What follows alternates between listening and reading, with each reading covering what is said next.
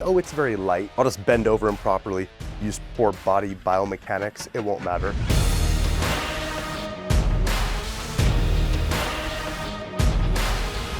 Hey everyone, Dr. Todd from Gonstead Spine and Wellness. In this video, we're going to talk about proper lifting technique.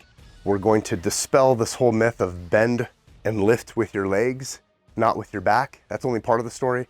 There's a more important part of the story that we're going to talk to you about, so make sure you watch this entire video from start to finish. You're not going to want to miss this, especially if you ever do any sort of bending and lifting like in your life, which is everyone. If not, you're having everyone else do something for you, which share below how you pulled that one off and let us know, because maybe we're just working too hard and we're not working smart enough, you know what I'm saying? So anyway, there's two audiences that we serve. One is patients that want to learn about natural health and healing, and those that want to come to our clinic in Meridian, Idaho, or wherever you're at throughout the country, throughout the world. Check out Gonstead Spine and Wellness. You'll see the phone number for our clinic. And then the other audience we take care of is chiropractors. We teach chiropractors how to integrate their practice with functional movement, corrective exercise, the stuff we're going to discuss here today, the functional aspect of how you lift. So check that out, Move Now You. And let's get rolling into this topic at hand. I have a spine here in case we need to reference this. And we have a video that we'll link up above about hip hinging, because this is a very important concept when you learn about how to lift properly. So a hip hinge is different than a squat. Let me just talk about some basic anatomy first if you haven't seen any of our other videos.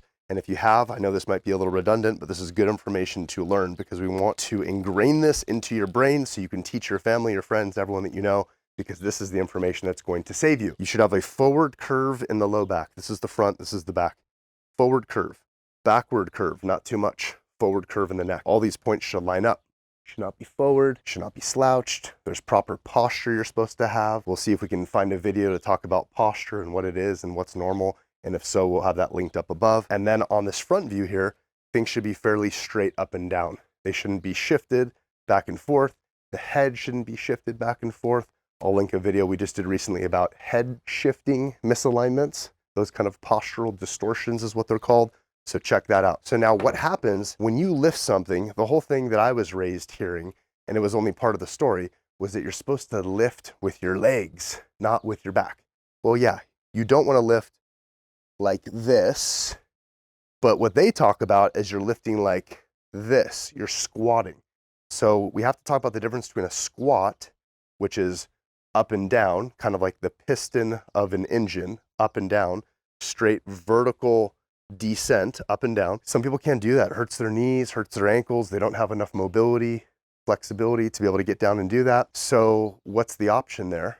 First off, and is that the best movement? Is that the strongest movement? That's a squat versus what's called a deadlift, where I'm going to hip hinge. So karate choppers, crease of my leg right here, the inguinal crease. I'm going to push myself backwards, bend my knees. I'm lowering myself down, but I'm initiating that downward movement with the pelvis coming backwards instead of initiating the downward movement by coming straight down.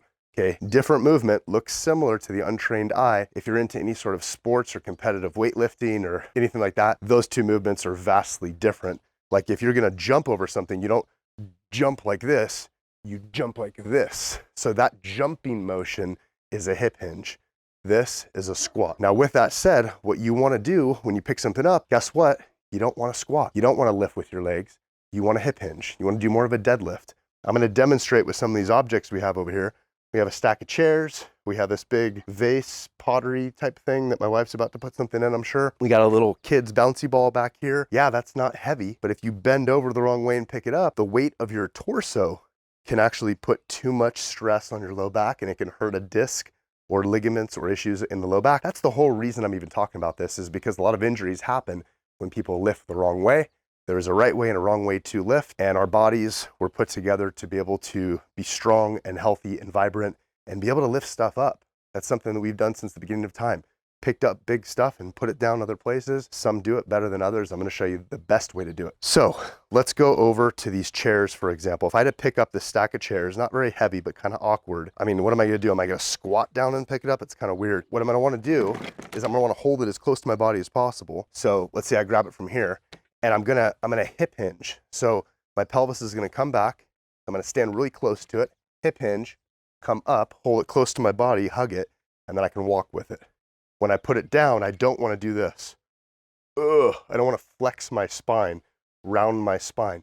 even though it's not super heavy, that's how you hurt yourself. So when you put it down, you want to stick your butt back and put it down. That sticking the butt back is how you initiate the descent of a deadlift or a hip hinge. Okay, so let's move this out of the way. Make sure I lift it properly since I just gave you a lecture about proper form. Put it down properly. All right, so stack of chairs, pretty easy, right? How about this? A little heavier. What you don't want to do is rotate like this. That's the worst thing you can do. Flexion and rotation is how you blow out a disc like crazy. So flexion and then rotation. That puts the most stress on a disc in the low back. You don't want to do that. So you square up to this, like you're going to pick it up. This would be the whole lift with the legs adage. You'd squat down and grab it, which is kind of weird. What I'm going to do is I'm going to get real close to it. I'm going to hip hinge down. So I'm hip hinging. Okay, get underneath it. So I'm in a hip hinge position, kind of like a deadlift. I'm echoing in here. Can you hear me? And then I'm going to stand. And when I stand, what I'm thinking about is not coming straight up, but I'm thinking about pulling my pelvis forward. That's how I'm standing. So I'm initiating this with the strongest muscle group in the whole body, which is your glutes. My glutes are pulling this forward. My spine is strong and stable. I'm not failing at the spine. In the hip hinge video that we linked earlier, we talk about that the midsection is a cylinder. So a cylinder cannot bend, fold forward, okay? You could have rotation technically, but we're not gonna go there right now. Just imagine that you had a big like toilet paper roll. You put your arms up and you put it down over your body and it's from here to here and it's there. You cannot move outside of that. So how do you move? You have to hip hinge. Okay, one more thing I wanna show you how to lift. And this is really not that this is heavy at all, but it's that it's all the way down on the ground. So if I'm gonna pick up this ball, and this is the habit that you need to get yourself in, okay? You're picking up your kids' stuff. As much as we train them to pick it up, a lot of us are having to pick up after them every once in a while. When you pick this stuff up, don't just bend forward and grab it. That's when you hurt yourself, when you're not thinking about it. And when you think in your mind, oh, it's very light, I'll just bend over improperly, use poor body biomechanics, it won't matter. That's what gets you into trouble. So when you pick this up, same thing, hip hinge down, grab it, okay? Now, a little more advanced version of hip hinging down. Let's say it's really close to the ground, or maybe you're not mobile enough to get to that point. One is there's ways we can help you work on that mobility. So come in and see us or reach out to us and we can give you some tips on that, because you should be able to do this all the way up until you're 120 years old. But if you can't get down that far, what you can also do is you can come back into a lunge like so. Okay, I can pivot this leg back here. I'm actually hip hinging through this downside leg. My spine is still neutral. The cylinder is still in place. I can grab this, hold it close to the body, come here, stand up. What does that look like?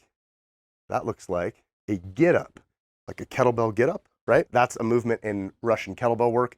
Part of the reason we teach kettlebells to our patients, we do kettlebells ourselves, because various movements within the kettlebell world carry over into normal everyday movement patterns beautifully. So we'll link something up above about why you need to use kettlebells, and you can learn more about that. Maybe this is the first time you're getting introduced to it in this video right here. How cool would that be? We have a whole program we built on kettlebells called Move Well Kettlebell. Maybe I'll see if I can link that up above too, and you can check out Move Well Kettlebell. Anyway, wanted to keep this short and sweet and give you just the best quality information on how to lift, not with the legs only, but lift with a hip hinge. So Dr. Todd from Gonstead Spine and Wellness. When it comes to the health of you and your family, results matter most.